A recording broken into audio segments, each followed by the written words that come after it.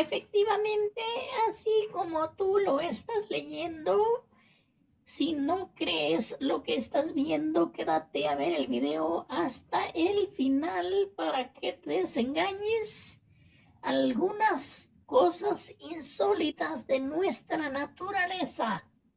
La figura que tú estás viendo en estos momentos se llamó Robert Wadlow y nació en el estado de Illinois, Estados Unidos, 1918, y llegó a tener una estatura, óigase bien, de 2 metros 72 centímetros. O sea, traducido a pies, 8 pies 11 pulgadas.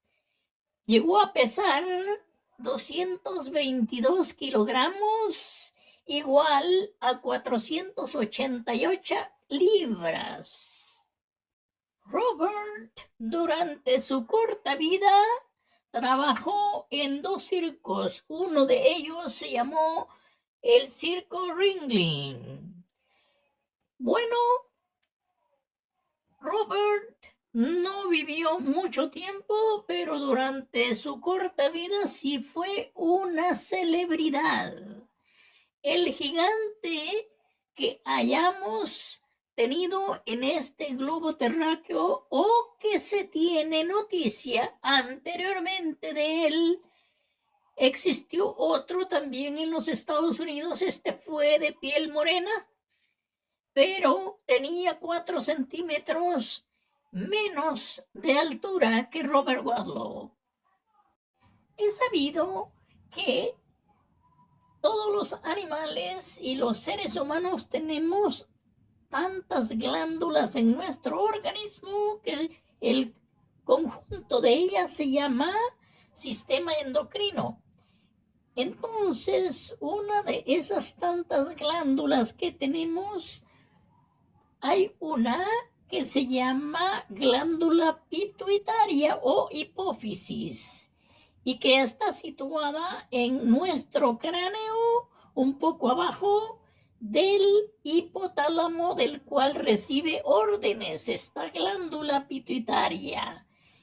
Para ser más exactos, se encuentra en una cavidad de nuestro cráneo llamado la silla turca.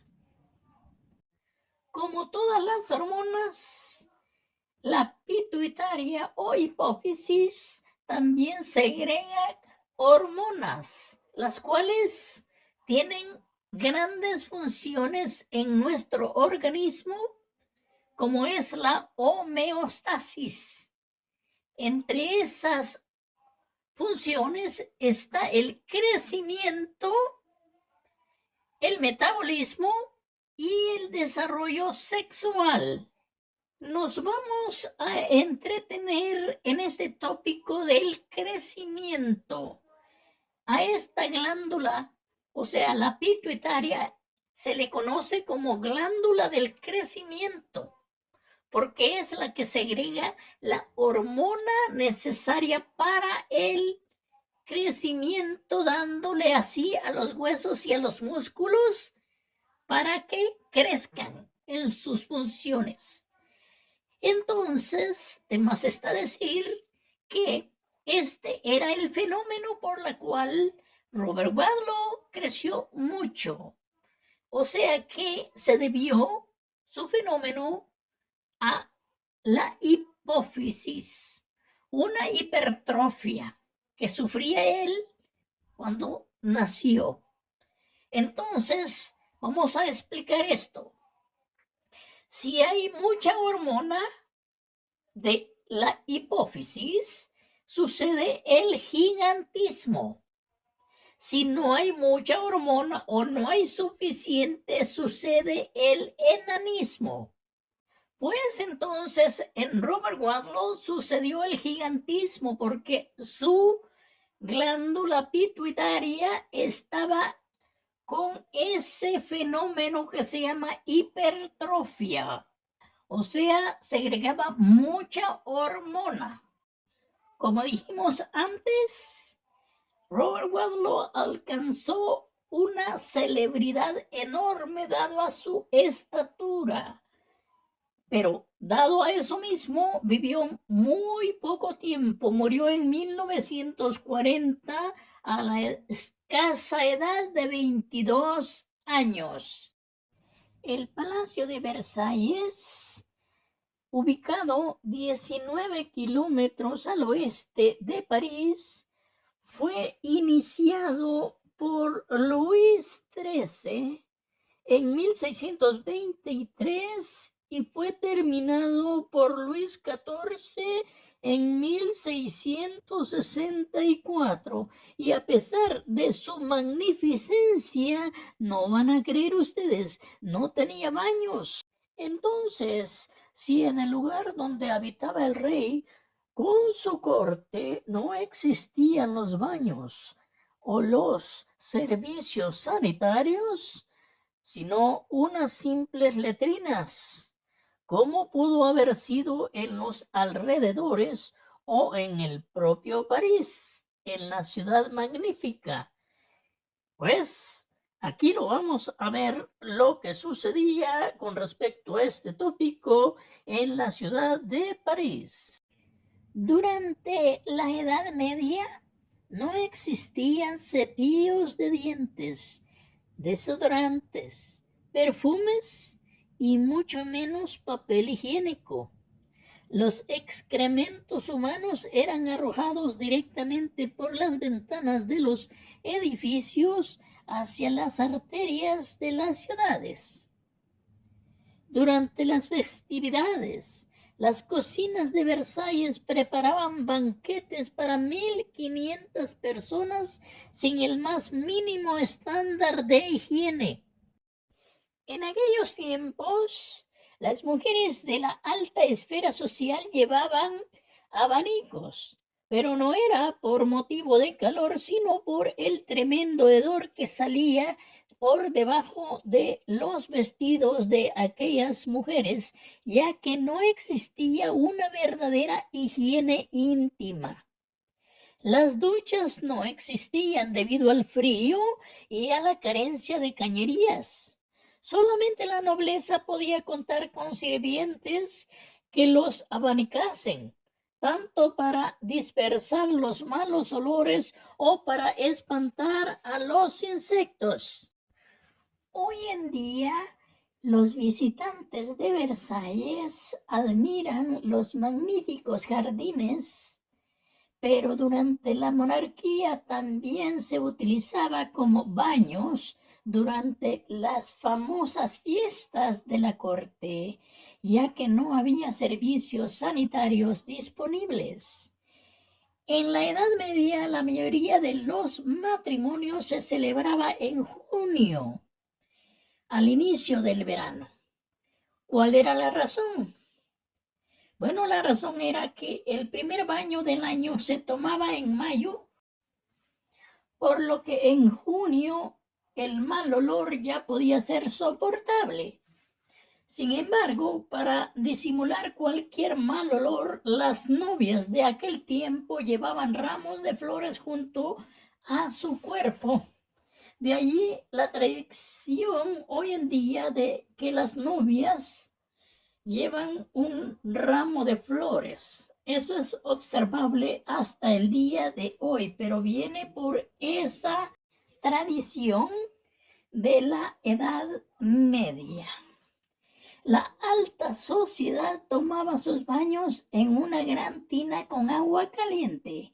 El jefe de la familia tenía el privilegio de sumergirse primero, seguido de los demás miembros de la familia en orden de edad. Los recién nacidos eran los últimos. El agua estaba tan sucia que se volvía letal para ellos. Todos los techos de las casas a menudo no tenían revestimiento. Tenían vigas de madera que servía de refugio para toda clase de sabandijas. Cuando llovía, el agua a menudo se filtraba y varios animales domésticos dormían con los moradores. En aquellos tiempos se usaban platos de estaño, pero a menudo Los alimentos como el tomate oxidaban el material, causando envenenamientos fatales. Por eso, durante mucho tiempo, los tomates fueron considerados venenosos. La cerveza y el whisky se consumían en vasos de estaño y la combinación del alcohol con el óxido de estaño les causaba estados de inconsciencia similares a la narcolepsia. Cualquiera podía pensar que el individuo se encontraba muerto, por lo que era llevado para prepararlo para su funeral. El supuesto fallecido era colocado sobre la mesa de la cocina mientras sus familiares y amigos lo velaban, esperando que despertara. De ahí nació lo que conocemos como el velorio. Las mujeres de la nobleza de la Edad Media a menudo atendían a fiestas como invitadas, pero se cuidaban de llevar su respectiva basinica y sus sirvientes, por supuesto. Si durante las fiestas se les antojaba hacer sus necesidades fisiológicas, ocupaban las basilicas y luego se las daban a los sirvientes para que éstos la botaran en cualquier lado de las arterias de la ciudad. Como hemos visto que el aseo a través del baño casi no se daba, a eso se debía el mal olor que despedían las personas de aquella época. Durante la conquista de México, los españoles se extrañaron de que los indígenas se bañaban 2 veces al día, mientras que ellos con suerte podían tomar un baño una vez en 2 meses. De ahí que uno de los repudios que guardaban los aztecas hacia los españoles era el tremendo y escandaloso mal olor. Detalle que lo podemos encontrar en el libro La verdadera historia de las Indias, escrita por Bernal Díaz del Castillo, soldado de Hernán Cortés y que combatiera junto a Pedro de Alvarado y otros. Sí, así como lo estás leyendo, si no lo crees, quédate para que descubras con nosotros este inverosímil acontecimiento. Esta mujer fue la primera esposa de Fyodor Vasilyev, un campesino en la localidad de Shuya, allá en Rusia. Esta mujer se llamó Valentina y era conocida por el apellido de su esposo Vasilyev. Ese era el apellido del esposo, Fyodor Vasilyev, para ser más exacto, y era así como se conocía a Valentina con ese apellido. Pues esta gran señora nació en 1707, como dije, allá en Chuya, a unos 250 kilómetros de Moscú, y es famosa por haber traído al mundo 16 pares de gemelos, 7 grupos de trillizos y 4 de cuatrillizos, haciendo un increíble total de 69 hijos. Óigase bien, 69 hijos. Aunque esta hazaña parece inverosímil, está registrada en el libro de récords del mundo. El total de partos fueron 27 y estuvo embarazada por 18 años. Óigase bien. Bueno, pero como si esto fuera poco, el esposo, o sea, Fyodor Vasilyev, después tuvo otro matrimonio y por supuesto más hijos, llegando a culminar un total de 87 hijos. ¿Qué te pareció este detalle de nuestra madre naturaleza? Exactamente. Lo que tú estás viendo en estos momentos es una braga metálica. Si tienes duda para qué servía, quédate a ver el video. Resulta que esta era una braga usualmente de bronce, pero podía ser de otros metales, y que tenía su respectivo candado para evitar la infidelidad de las mujeres durante la Edad Media o las cruzadas, o sea, antes de la Edad Media.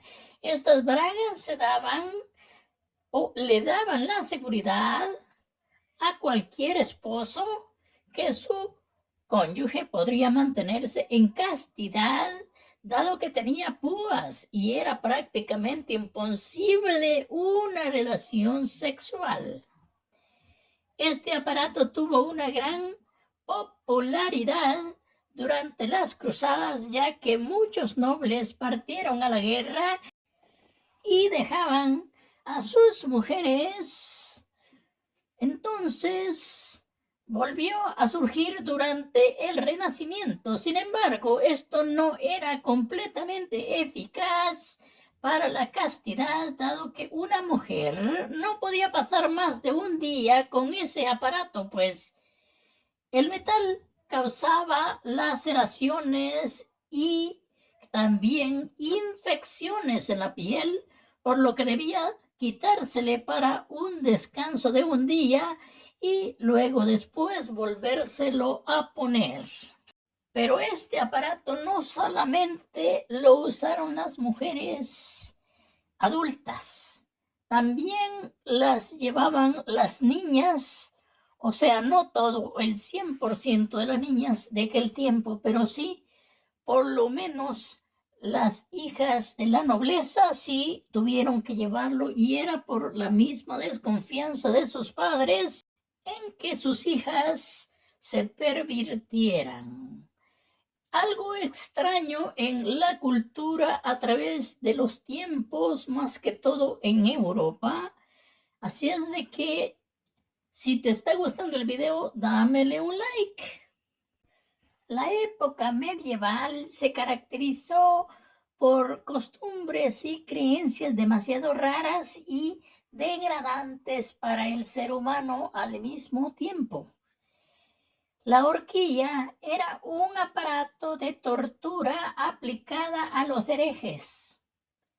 Este artefacto servía para causar dolor, o sea, torturar lo más cruel posible a toda persona encontrada culpable de herejía.